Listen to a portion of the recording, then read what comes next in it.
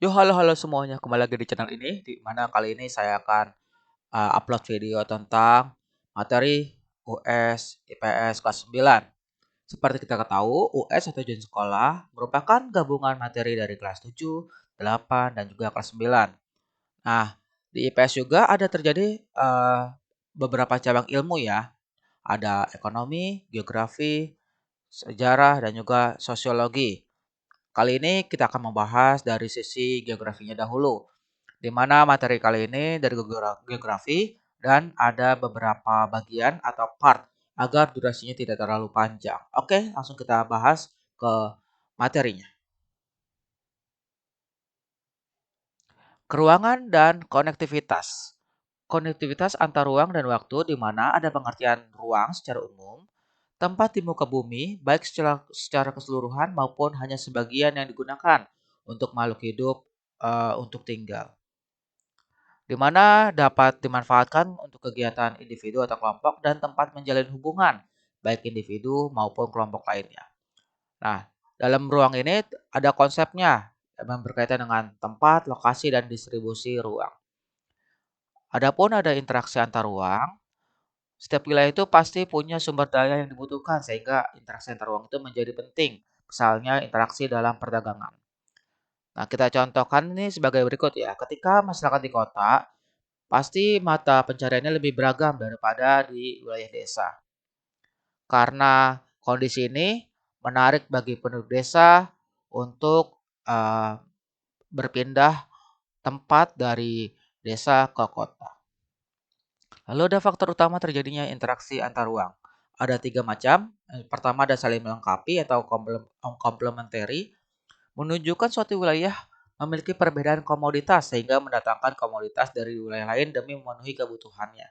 Misalkan dari wilayah A dan juga wilayah B saling kerjasama satu sama lainnya.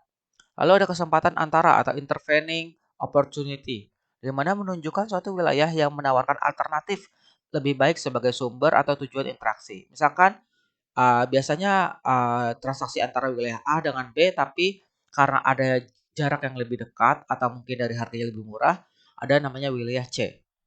Lalu ada kemudahan transfer atau transferability, menunjukkan adanya kemudahan akses pemindahan barang, jasa, manusia, dan juga informasi. Di mana di sini terkait dengan infrastruktur yang ada dan sarana prasarana yang ada seperti jalan raya, sarana transportasi, dan komunikasi. Lalu apa sih dampak dari interaksi antar ruang? Satu, berkembangnya pusat-pusat pertumbuhan. Dua, perubahan penggunaan lahan. Tiga, perubahan orientasi mata pencarian. 4. Berkembangnya sarana dan prasarana. 5. Adanya perubahan sosial dan budaya. Dan yang terakhir, berubahnya komposisi penduduk. Ada keterkaitan antara ruang dan juga waktu, di mana kejadian di muka bumi ini memiliki waktu terjadinya peristiwa. Keadaannya pun dipengaruhi oleh keadaan masa lampau. Misalkan waktu Indonesia merdeka tak lepas dari penjajahan yang dialami waktu itu. Di mana konsep waktu dalam sejarah memiliki arti atau periode berlangsungnya perjalanan hidup manusia. Waktu dibagi menjadi masa lampau, masa sekarang, dan juga masa depan. Di mana pengetahuan akan masa lampau akan membantu kita menjadi pribadi yang lebih baik dan memahami perubahan dan perkembangan masyarakat. Yang dimana akan menjadikan pedoman hidup pada masa sekarang maupun yang akan datang. Lalu ada kondisi geografis Indonesia. Ya. Ada peta. Peta adalah gambaran sebagian atau seluruh wilayah permukaan bumi dengan berbagai macam penampakannya di bidang datar yang diperkecil dengan memakai skala tertentu. Ada fungsi peta. Pertama, mengetahui jarak satu tempat ke tempat lainnya. Dua, mengetahui arah suatu tempat. Tiga, dapat menjelaskan kondisi suatu lingkungan. Empat, memperoleh data yang dibutuhkan pengguna. Lima, kemungkinan usaha yang dilakukan di suatu tempat.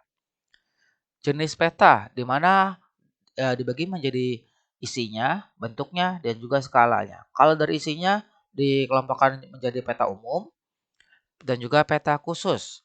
Lalu ada peta dunia, peta korografi, dan peta topografi.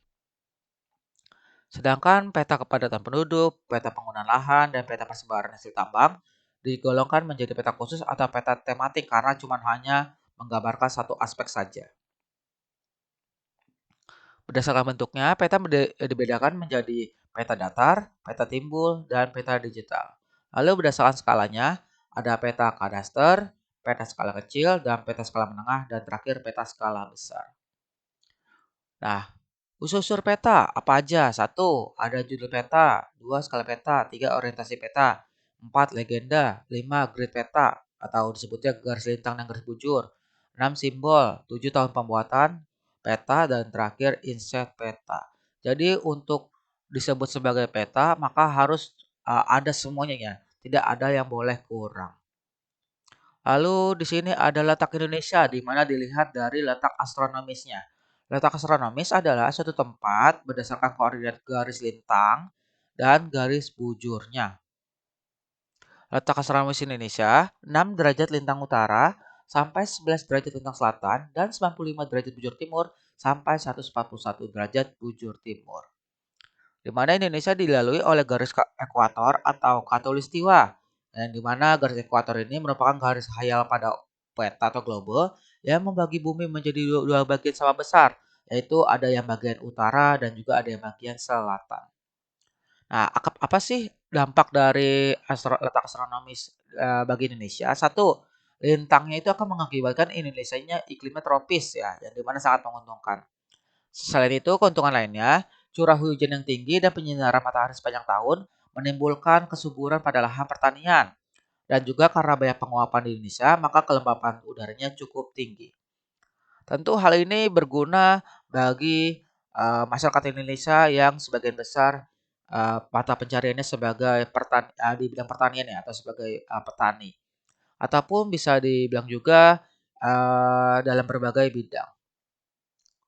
Pembagian waktu di Indonesia ini terjadi akibat garis bujur ya, di mana Indonesia terbagi menjadi 3 waktu. Pertama, waktu Indonesia Barat atau WIB, yang di mana termasuk wilayahnya itu ada Pulau Sumatera, Jawa, Madura, Kalimantan Barat, dan Kalimantan Tengah. Lalu ada waktu Indonesia Tengah atau WITA ya, di mana ada Pulau Bali, NTT, NTB, Kalimantan Timur, Kalimantan Selatan, dan Pulau Sulawesi. Dan terakhir ada WIT atau Waktu Indonesia Timur, yaitu ada Maluku dan juga Papua. Tadi kita lihat secara letak astronomisnya, kali ini kita melihat dari letak geografisnya. Letak geografis adalah letak suatu tempat dilihat dari kenyataannya di muka bumi ini, sehingga letaknya itu sesuai dengan apa yang ada ya.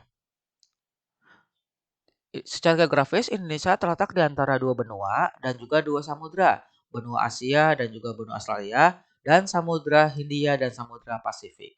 Adapun batas wilayah Indonesia, di sebelah utara berbatasan dengan Laut Andaman, Selat Malaka, Selat Singapura, Laut Tiongkok Selatan, Malaysia, Filipina, Laut Sulawesi, dan Samudra Pasifik. Lalu di sebelah selatan, Indonesia berbatasan dengan Samudra Hindia, Laut Timur, Timor Leste, dan Laut Arafura. Lalu di sebelah barat, Indonesia berbatasan dengan Samudra Hindia dan sebelah timur berbatasan dengan Papua Nugini. Nah, Indonesia disebut juga sebagai negara kepulauan terbesar di dunia dengan jumlah sekitar pulaunya itu 17.504 pulau, di mana masih banyak pulau yang belum dinamakan. Nah, dari letak geografis ini, Indonesia mengalami dampaknya. Pertama, adanya dua musim, yaitu musim hujan dan juga musim kemarau. Nah, Indonesia juga terletak dalam jalur perdagangan, transit, dan juga lintas internasional karena dinilai sebagai tempat yang strategis. Kaya juga akan budayanya, di mana banyak budaya yang masuk ke Indonesia, kemudian secara nggak langsung terasimilasi dan menjadi keanekaragaman budaya di Indonesia. Lalu ada letak geologis Indonesia. Letak geologis adalah letak suatu wilayah berdasarkan keadaan batu-batuan yang terdapat pada tubuh bumi atau dalam bumi, di mana Indonesia terbagi menjadi beberapa bagian. Pertama, Indonesia merupakan pertemuan antara dua deretan pegunungan yang ada di dunia ya, yaitu ada rangkaian Sirkum Pasifik dan rangkaian Sirkum Mediterania, di mana Sirkum Pasifik ada di sebelah timur Indonesia, sedangkan Sirkum Mediterania ada di sebelah barat Indonesia, mengakibatkan Indonesia memiliki banyak gunung api yang aktif, sehingga tanahnya ini menjadi tanah yang subur. Lalu pertemuan tiga lempeng besar yaitu Indo-Australia, Eurasia, dan lempeng Pasifik. Akibat tabrakan antar lempeng ini, Indonesia sering mengalami gempa bumi. Lalu terjadi dua paparan, yaitu paparan Sunda yang ada di sebelah barat ya dari semenanjung Malaysia, Sumatera, Jawa, Madura dan Bali, dan paparan Sahul yang ada di sebelah Indonesia Timur ya atau Papua.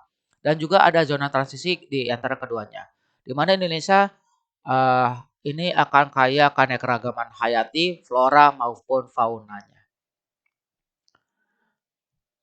Nah, kondisi geologi Indonesia tadi udah sempat dijelaskan, terletak di antara tiga lempeng, lempeng Indo-Australia, lempeng Eurasia, dan lempeng Pasifik. Di mana lempeng Indo-Australia ini bertumbukan dengan lempeng Eurasia di lepas pantai Sumatera, Jawa, dan Nusa Tenggara. Nah, tumbukan lempeng ini mengakibatkan banyaknya jalur gunung api di Indonesia. Dan gunung aktif ini gunung kebanyakan di Indonesia ini gunungnya gunung aktif ya. Di mana masih memiliki aktivitas kegunung apian seperti semburan gas, asap, dan material dalam gunung berapi. Di mana gunung berapi Indonesia ini tersebar di pantai sepanjang pantai Sumatera, Jawa sampai Nusa Tenggara dan sebagian kecil di Sulawesi dan juga di Maluku. Di mana gunung berapi ini ada bisa memberikan dampak positif dan juga negatif. Positifnya, Indonesia menjadi tanah yang subur dan juga punya potensi wisata alam. Dampak negatifnya, ya Indonesia rawan terjadi gempa bumi ya, seperti gempa bumi, erupsi gunung api, dan terjadi tsunami ya, rawan terjadi bencana. Nah, tumpukan antar lempeng ini mengakibatkan terjadinya gesekan yang menimbulkan gempa di daerah sekitarnya atau seisme. Ya, di mana seisme atau gempa bumi adalah getaran dirasakan permukaan bumi akibat ada kekuatan dari dalam bumi berupa aktivitas tektonisme, vulkanisme, dan runtuhan bagian lapisan bumi. Jenis-jenis gempa bumi Indonesia ada yang tektonik. Tektonik itu yang berasal dari pergeseran atau tumbukan lapisan bumi. Vulkanik itu karena ada aktivitas gunung berapi. Dan terakhir ada yang runtuhan atau terban, di mana gempa yang terjadi karena runtuhan berupa tanah ataupun gua. Nah, oke, videonya sampai segini aja. Nanti akan dibahas pada video berikutnya atau di part berikutnya. Cukup sekian. Wassalamualaikum warahmatullahi wabarakatuh. Adios.